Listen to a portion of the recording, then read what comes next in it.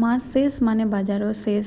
আসসালামু আলাইকুম এভরিওয়ান, কী অবস্থা সবাই? আশা করি সবাই ভালো আছেন। আলহামদুলিল্লাহ আমিও ভালো আছি। তো এটা ভাবো না যে এই ভিডিওটা আমি এত লেটে পোস্ট করছি, আবার বলছি যে মাস শেষ বাজারও শেষ। এই ভিডিওটা করেছিলাম নভেম্বর 29 তারিখে। তো আমি তো কোনো সরকারি চাকরিওয়ালার ওয়াইফ না যে মাস শুরু হলে বেতন পেয়ে যাব, যা ইচ্ছা তাই পেয়ে যাব, তো এরকম কিছু না। আমাকে একটু ওয়েট করতে হয়। তো ডিসেম্বরের 4 তারিখে আমরা চলে গেছিলাম আমাদের যা যা কেনার, কারণ আমাদের কিন্তু সব কিছু বাজার শেষ হয়ে গেছে। তো আর আমরা কিন্তু মাসের বাজার একবারই করি, কারণ আমার হাজব্যান্ড কাজের সূত্রে বেশিরভাগ কিন্তু বাইরেই থাকে, আর আমি আমার মেয়েকে নিয়ে একা থাকি। আর আমার পক্ষে সেরকম হয় না যে আমি একা গিয়ে বাজার করে নিয়ে আসবো।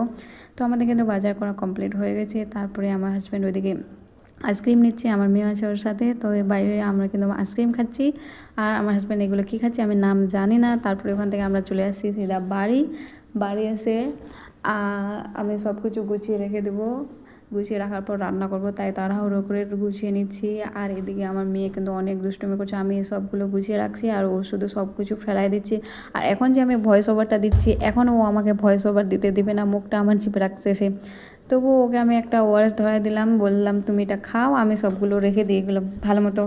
আর বাচ্চা কি মানে, ও তো মানেই না। তবু এদিকে সব ছিঁড়ে ফেলাই দিচ্ছে। কি বলবো না, দাঁড়াও বলিনি।